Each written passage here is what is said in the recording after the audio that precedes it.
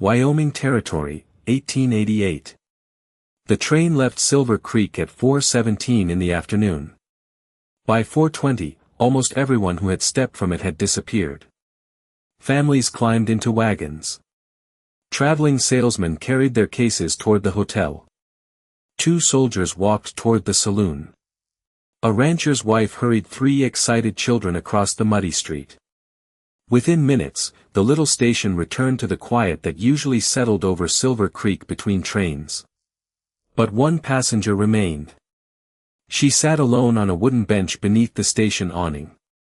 Her name was Mei Lin Zhao. She was 23 years old. And everything she owned in America fit inside one small wooden suitcase.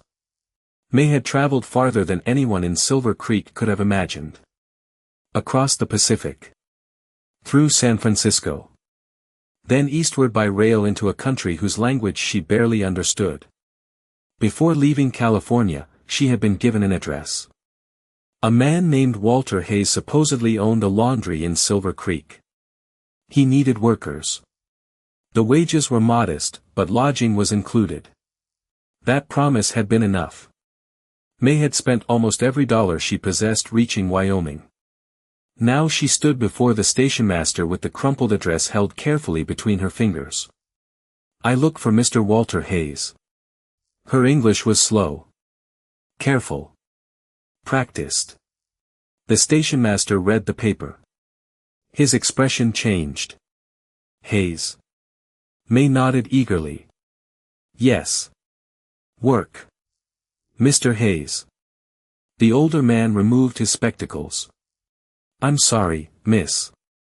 Hayes is gone." She stared at him. He tried again. "Left." He pointed toward the tracks. 3 weeks ago. Mei understood one word. Left. Her eyes moved toward the empty railroad. "No." The stationmaster lowered his voice. "He closed the laundry." She didn't understand that sentence. So he crossed his arms in front of himself, mimicking a closed door. Then shook his head. "No work." That she understood. Mei looked down at the address.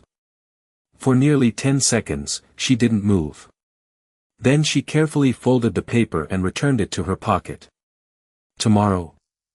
The stationmaster's face softened. "No, miss." He shook his head again. "He's not coming back." Behind her, the locomotive whistle sounded. Mei turned. The train began moving. For one frightened second, she almost ran after it. But where would she go? Her ticket was finished. Her money was nearly gone. And the train was already gathering speed. She watched the final carriage disappear across the prairie. That was the moment Mei Lin Zhao understood that she was completely alone. The temperature began falling before sunset. Silver Creek wasn't a large town. A general store. A blacksmith. A boarding house. A church. 2 saloons. A handful of businesses gathered around a wide dirt street. Beyond them stretched miles of ranch country beneath an enormous Wyoming sky. Mei approached the boarding house first. The woman behind the desk looked at her uncertainly. "Room is 50 cents. Mei opened her purse. 3 nickels. 4 pennies. Nothing more. She quietly closed it again. "Thank you." The woman watched her leave but said nothing. Mei tried the restaurant next. The smell of roasted meat and fresh bread filled the doorway. Her stomach tightened. She hadn't eaten since morning. A chalkboard near the entrance displayed prices she couldn't read. She touched the coins inside her purse. Then kept walking. By 6 o'clock, she was back at the station. The building was about to close. She sat on the same bench. Her suitcase rested against her ankles. She wrapped both arms around herself against the cold. The stationmaster stepped outside. "You can't stay here overnight." Mei looked up. "Please." He sighed. Station closes. He pointed toward town. Hotel. She shook her head. No money. That stopped him. He looked toward the boarding house. Then toward the darkening sky. A line of gray clouds was gathering over the western horizon. Rain was coming. Perhaps worse. The stationmaster rubbed his jaw. Before he could decide what to do, hoofbeats sounded from the road. A tall man rode toward the freight platform on a bay gelding. He wore a weathered brown coat, dusty boots, and a black hat faded by years of sun. His name was Ethan Cole. 37 years old. Owner of a modest cattle ranch nearly 10 miles outside town. Ethan had come for a crate of horseshoes and 2 sacks of seed. That had arrived on the afternoon train. He wasn't particularly interested in strangers. Silver Creek saw plenty of them. But while he loaded the first sack onto his packhorse, he noticed Mei sitting on the bench. When he returned for the second, she was still there.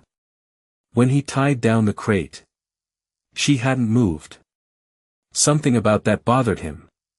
Ethan approached the station master. Who's the girl? The older man lowered his voice. Came looking for Hayes. Walter Hayes. That's the one. Ethan glanced toward Mei. Nobody told her. Apparently not. What happens to her? The stationmaster looked uncomfortable. That's what I'm trying to figure out. Thunder rolled somewhere beyond the prairie. Both men looked west. The storm was getting closer. Ethan studied Mei again. She wasn't asking anyone for money. Wasn't crying. Wasn't creating a scene. She simply sat with both hands folded over her suitcase as though remaining perfectly still might keep the world from becoming any worse. Ethan walked toward her. Mei immediately stood. He stopped several feet away. Miss? She watched him carefully. He pointed toward himself. Ethan. She hesitated. Then touched her chest. Mei Lin. Mei Lin. He repeated the name slowly. She nodded. Ethan pointed toward the boarding house. Room. Mei understood. She shook her head. No money. He reached toward his pocket. Mei immediately stepped backward. No. Her answer was quick enough that Ethan stopped. He understood. She didn't want charity. Or perhaps she feared what accepting money from a strange man might mean. Either way, he respected it. He looked toward the clouds again. Cold rain had begun darkening the road. Ethan pointed toward himself. Then toward the north. Ranch. Mei said nothing. House. Still nothing. He struggled for another way to explain. Finally, he pointed toward the approaching storm. Then at her thin dress. Then toward his horse. Come with me. Mei's expression tightened. Ethan immediately realized how those words sounded to a woman who didn't know him. So he backed away. He removed a wrapped piece of bread and dried beef from his saddlebag. Then placed the food on the bench between them.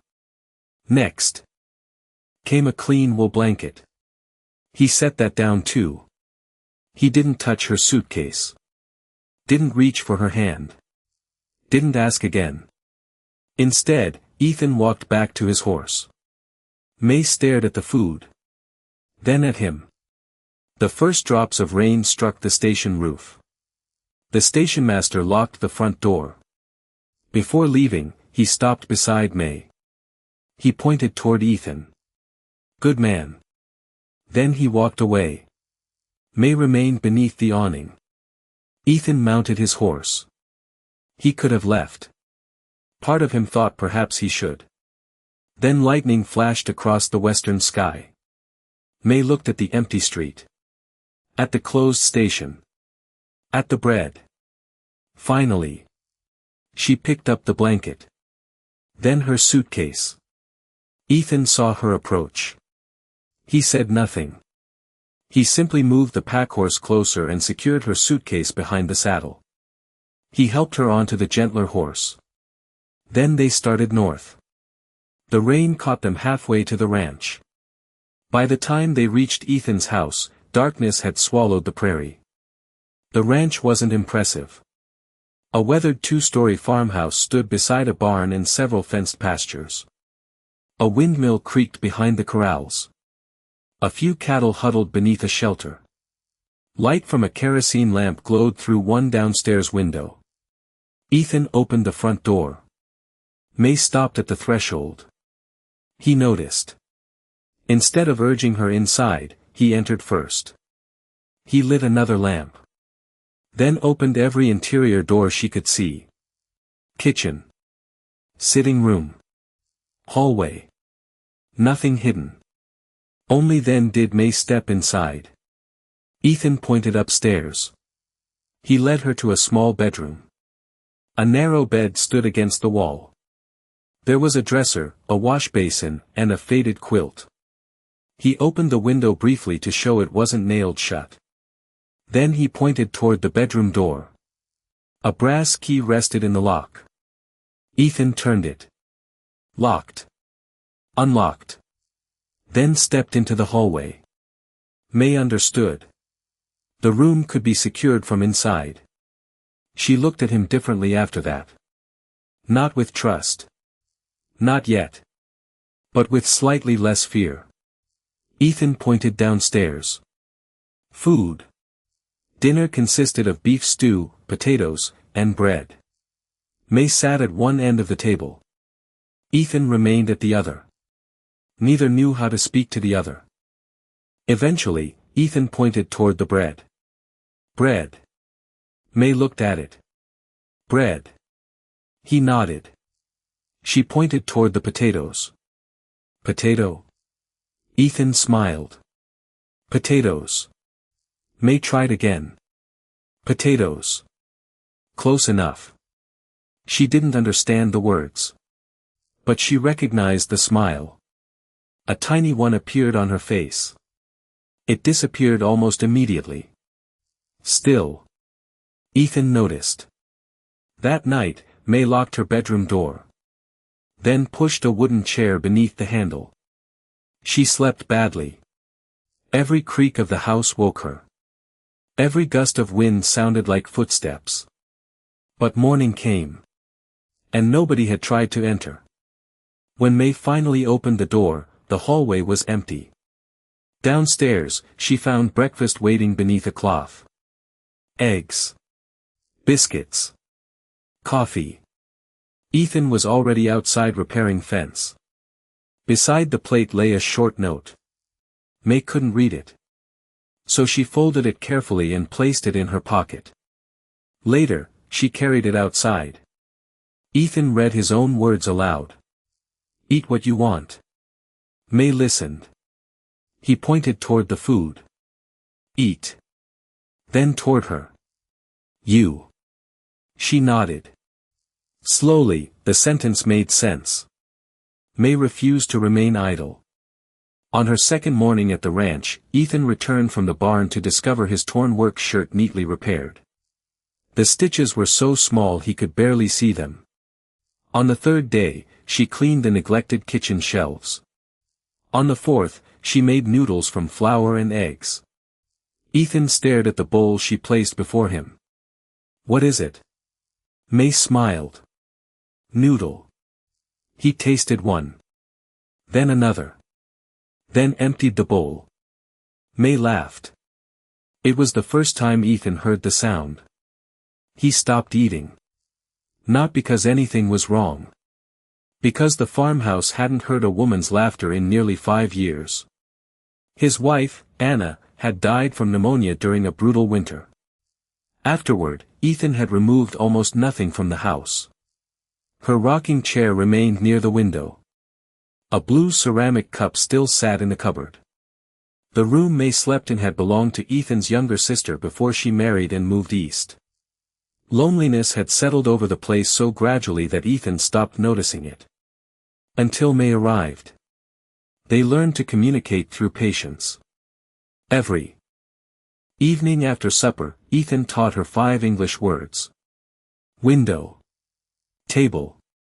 Horse. Rain. Home. Mei taught him Chinese words in return. His pronunciation was terrible. She corrected him relentlessly. One evening he attempted the same word 4 times and failed each one. Mei covered her mouth, trying not to laugh. Ethan narrowed his eyes. "You're enjoying this." She didn't understand. So he pointed at her smile. Then himself. Then shook his head dramatically. That made her laugh harder. Soon Ethan was laughing too. For a few minutes, neither of them needed language. 2 weeks passed. Then 3. Mei began riding a gentle chestnut mare named Molly. Ethan taught her how to hold the reins. She showed him how to make dumplings. He taught her to recognize approaching weather by watching the cattle. She repaired his winter coat. He built a small shelf in her bedroom after noticing she kept her belongings inside the suitcase. Neither called what was growing between them love. It wasn't. Not yet.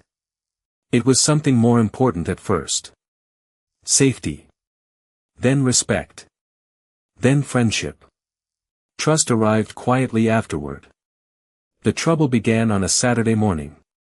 Mei accompanied Ethan into Silver Creek for supplies. She was examining bolts of fabric inside the general store when a well-dressed man stopped behind her. His name was Silas Morton. He owned freight wagons, warehouses, and several labor contracts throughout the county. His eyes settled on Mei. Zhao. Mei turned. The color left her face. Silas smiled. "I thought that was you." Ethan stepped closer. "You know her." Silas pulled a folded document from his coat. "She owes transportation and placement fees from California." Mei understood enough to become frightened. "No." Silas ignored her. "She was contracted for labor." Ethan's expression hardened. "Contracted to who?" "Hayes originally. And Hayes left. His accounts didn't." Silas tapped the paper. "I purchased them." Mei backed away. Silas reached toward her arm. Ethan stepped between them. He didn't draw his revolver. Didn't threaten him. He simply said, "Don't touch her."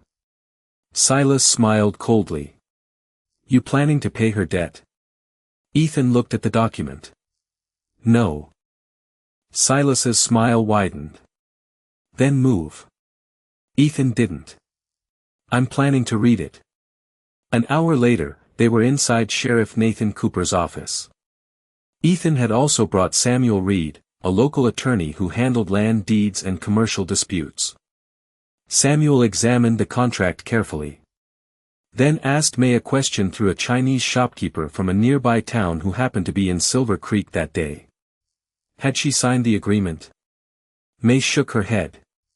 Had anyone explained the supposed debt to her before she traveled? Again. No. Had she agreed to work for Silas Morton? No. Samuel placed the paper on the sheriff's desk. "This doesn't give Morton ownership of her labor." Silas protested. Samuel continued. "At most, you've purchased a disputed debt from a man who no longer operates here."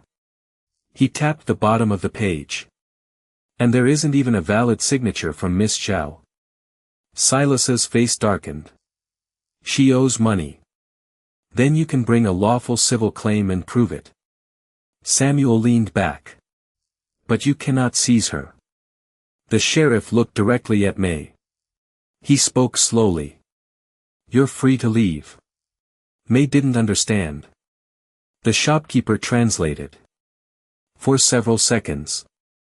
She stood completely still. Then her eyes filled with tears. Not because someone had rescued her. Because for the first time since arriving in America, someone had told her that her future belonged to her. On the ride home, Mei barely spoke. That evening, Ethan opened a small wooden box in his bedroom. Inside were several months of ranch accounts. He calculated carefully. Cooking. Mending. Cleaning. Helping with chickens. Assisting during branding. Every hour he could reasonably remember. The next morning, he placed an envelope on the kitchen table. Mei opened it. Money. Far more than she expected. She looked at him. No. Yes. She pushed it back. Ethan returned it. You worked. He pointed toward her. Then the money. Yours. Mei stared at the bills. Ethan pulled a railroad timetable from his coat. He pointed toward Cheyenne. Then San Francisco. You can go anywhere. She looked at him sharply. He struggled to find the right words. Finally, he spoke slowly. You don't owe me. Mei understood. That. Her eyes dropped toward the table. Ethan continued. You stay. He pointed toward the house. Because you want. Then toward the road. You leave. He opened his hand. Because you want. Mei looked at him for a long time. Then quietly took the envelope. The next morning, her bedroom was empty. The suitcase was gone. So was the dusty blue dress hanging beside the window. Ethan stood in the doorway. The brass key rested on the dresser. For reasons he couldn't explain. That small object hurt more than the empty room. He walked downstairs. There was coffee on the stove. 2 biscuits beneath a cloth. And the note he'd written during her first morning at the ranch. Eat what you want. Mei had kept it. Now she'd left it on the kitchen table. Ethan sat down. He told himself this was good. She was free. That had always been the point. Yet the farmhouse suddenly seemed larger than before. And much quieter. 3 days passed. On the 4th morning, Ethan rode into Silver Creek for nails he didn't particularly need.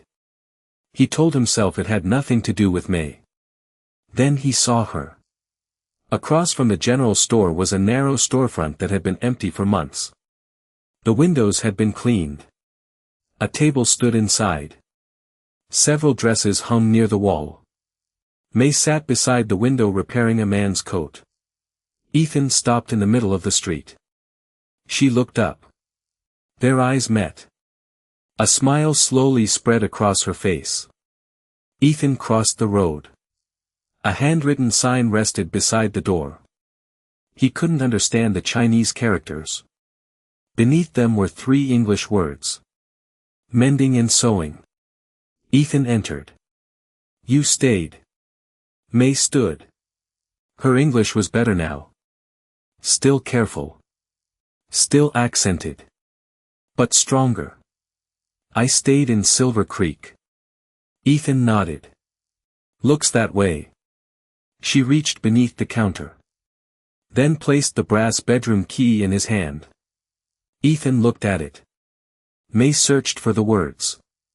I did not stay because. She paused. Because nowhere to go. Ethan waited. She tried again. I have somewhere to go now. She pointed around the little shop. Then toward the road leading north. Toward his ranch. Finally. She touched her chest. I choose. Ethan's. Fingers closed around the key. For the first time, he understood what her leaving had meant. She hadn't rejected the home he'd offered. She had needed to know she could walk away from it. Only then could staying mean anything. Ethan placed the key back into her palm. Keep it. Mei smiled. Why? Because the room's still yours. She looked down. Then back at him. Only room? Ethan froze. Mei's eyes sparkled with restrained amusement. He realized she was teasing him. You're learning too much English. She laughed. And Ethan knew he was in trouble. Spring came early that year. Mei's little sewing business grew. Ranch wives brought dresses. Cowboys brought torn coats. Parents brought children's clothes. She saved enough money to rent the entire storefront. Ethan visited more often than necessary.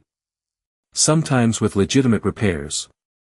Sometimes carrying a shirt with a button he could easily have sewn himself. Mei always knew the difference. She never embarrassed him by saying so. Their affection developed slowly. A shared meal after closing. A Sunday ride. A hand offered when she stepped from a wagon. An evening spent talking with more words than either had possessed when they first met. Eventually, Ethan told her about Anna. Mei listened without jealousy. Then told him about her mother. About leaving China. About the fear she had hidden on the station bench. About how close she had come to boarding another train without knowing where it was going. Ethan never tried to turn her gratitude into romance. That mattered more than he understood. Nearly a year after they met, he finally asked whether he could court her properly. Mei made him wait 3 days for an answer. Not because she was uncertain. Because she enjoyed watching him become nervous. Then she said yes. The following autumn, a westbound train pulled into Silver Creek. Steam rolled across the platform. Passengers stepped onto the same boards where Mei had once sat alone. Ethan was waiting beside a freight wagon. Mei stood nearby. She now wore a well-made blue dress she'd sewn herself. Her English was fluent enough to conduct business, argue prices, and occasionally correct Ethan's grammar just to irritate him. The crowd thinned. Then Mei noticed someone. A young Chinese woman remained near the final carriage. Perhaps 19. Maybe 20. She held a cloth bag against her chest. Her frightened eyes moved from one unfamiliar face to another. Nobody came to meet her. Mei stopped walking. For a moment. The years disappeared. She saw the wooden suitcase. The empty platform. The closing station. The storm gathering over Wyoming. And a stranger who had been wise enough not to demand trust from a frightened woman. Ethan followed her gaze. He understood immediately. Mei walked toward the young immigrant. She spoke first in Chinese. The girl's face changed with relief. They exchanged a few sentences. Then Mei pointed toward town. Toward her sewing shop. The young woman hesitated. Mei smiled. And in English, because she wanted Ethan to hear the words too, she said, "You don't have to be afraid." The girl looked at her uncertainly. Mei extended her hand. Not grabbing. Not pulling. Simply offering. Behind her. Ethan smiled. He remembered a cold evening almost a year earlier. A station closing. A storm approaching. A frightened young woman with nowhere to sleep. Back then, he believed he was giving Mei Lin Zhao a place to stay for one night. He had been wrong. A safe room had become trust. Trust had become independence. Independence had made love possible. And the immigrant woman who once arrived in Wyoming with almost nothing now owned her own business, spoke for herself, helped newcomers find work, and had built a life nobody could take from her. Mei glanced toward Ethan. He offered his arm. She took it. Not because she needed someone to lead her. Because she wanted to walk beside him. Together, they followed the young woman toward Silver Creek. The train whistle sounded behind them. Mei didn't turn around. The first time she had heard that sound, it meant abandonment. Now. It meant someone new had arrived. Someone who might need the same thing she once needed. Not a savior. Not an owner. Not a promise of instant happiness. Just one person willing to leave the door open long enough for her to decide where she belonged. And that was how the woman once abandoned at Silver Creek Station finally answered the question that had haunted her since the day she crossed the ocean. America had not given her a home. Ethan had not given her one either. He had given her something better. The freedom and safety to build one for herself. And when that home was finally hers, Mei Lin Zhao chose to share it with the cowboy who had once stood in the rain and quietly said, "Come with me."